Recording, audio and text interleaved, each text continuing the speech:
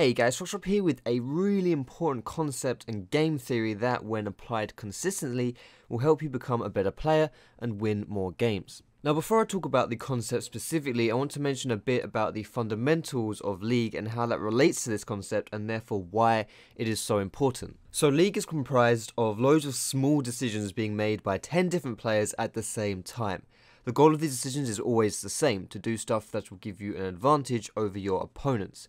You do this effectively and consistently, and you stand the best chance of winning your games. Now, just as gaining advantages for your team is the best way of winning games, giving up advantages to your opponents is the best way of losing games. And that is what this concept and this video is about: minimizing the advantages the enemy team takes by securing advantages of your own at the same time, i.e., in a different phrasing, making the most of bad situations and not letting your opponents get stuff for free. Now, I want to demonstrate this concept by using an in-game example. Now, in this game I was playing as Jarvan Jungle. We're not doing so bad, but for this clip, we see already that our mid laner is getting caught out of position and she's about to die. I'm on relatively low health and I've had to recall, and their top lane has come and roamed down bot to try and make a play. Now, as you see, they do come into this bot lane here, and they try and get a gank, but nothing's really happening. However, my red buff has just spawned, and it looks like these guys are about to invade my bottom side jungle. Now, is there really anything I can do to stop this? My bot lane isn't really going to be able to do anything because these two are much stronger than these two, mostly just because Blitzcrank is a support, and these are both kind of, the jungler and the carry is much stronger than the AD and the support at this stage in the game. Also, a mid laner is dead, and I was on low health and recalled. I'm out of position for this, so there's not really anything I can do to stop this red buff invade if they want to do it. So I'm left with two choices: either I accept my fate and be like, well, they just got my red buff, that sucks, I'm sitting there crying, trying to pick up the pieces of my jungle, or I try to get an advantage of my own to stop this advantage that the enemy team is pressuring onto us, which is the whole thing of this concept. You don't want to be giving stuff away for free. So as soon as I see that these guys are invading into my jungle, you can see on the minimap here, I instantly, on my way, ping the enemy's red buff, because I know this is most likely going to be up, because this is around the time of the buff spawn rotations for both me and Elise. So I ping this red buff, I go over to take it away, because I know I cannot contest my red buff. So instead of just giving that up and being like, well, that sucks, enemy's got my red buff, I take their red buff instead. I also do this this raid camp here too, but then as soon these guys stay around bot side for a bit too long, and I see that it doesn't say it's up on the minimap, but it is up, that's just a replay bug. They stayed around and I'm like, oh, okay, they're staying around, they're getting stuff done, let's get some more stuff done. I don't want to let these guys take objectives and take advantages for free. That is the whole concept here, and that's what I've done in this clip.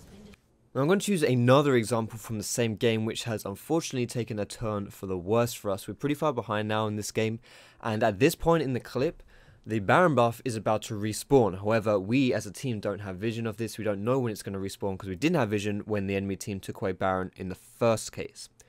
If you look at our position as a team, we are so out of position to contest this Baron, especially me because I'm bot lane, I didn't know when this was going to respawn, that this Baron is pretty much free. And even if we were in position, could we really contest this? These guys are so much stronger than us. They have a much better late game team than us.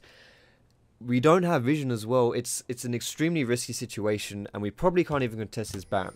So instead of crying over spilled milk and just being like running over to Baron, trying to steal it, trying to contest it, ending up dying or something stupid like that, I make the decision to make the most out of a bad situation. I know we can't do anything around the Baron area, so I'm just going to push down this wave. Now Riven comes and joins me, and we end up making a pretty mega hero push onto this bottom inhibitor. Now, if I had recalled here, could I really stop this push here? Most likely, no. The enemy team is much stronger than us. They have Baron buff, they're better in the late game, and we are pretty weak. We can't defend this push of theirs. So why don't we just try to make the most out of a bad situation and take away the inhibitor, which is exactly what we do. And now that we can recall here, look what we have achieved as a team. Me and Riven have achieved the exact same as a 5-man Baron up team has achieved. 2 towers and an inhibitor. This is a really good trade for us when you consider the fact that we were really far behind. And as long as we don't lose the game off of this push, which we're not going to, they're way too weak to do that, then that's fine. What we've done here is this is the root of the concept which I'm trying to explain. we didn't give stuff up for free. If I'd been like, oh crap, well I'm going to recall and try defend, not really being able to defend and then got nothing out of it, we would have lost this inhib anyway because we can't defend even if I'm here, and we wouldn't have got any of this stuff.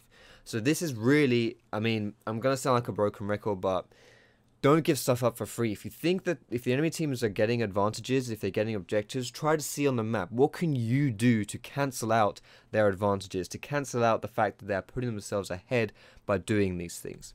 Now that's all I really want to say for this video, guys. I hope you found this concept, this game theory useful. It is extremely important that you can like recognize when you can take stuff and to put yourself ahead in situations where otherwise you will just fall further and further behind, because the further you fall behind, obviously, the more likely you are going to lose your games. Hope you found it useful, guys. If you did like it, feel free to give it a thumbs up. Don't forget you can subscribe to me for more educational League content with a bit of entertaining stuff on the side as well. Come check me out on Twitter, on Facebook, and catch me streaming on Twitch as well. But thanks so much for watching this video, guys. Have a great day, and I will see you in my next video.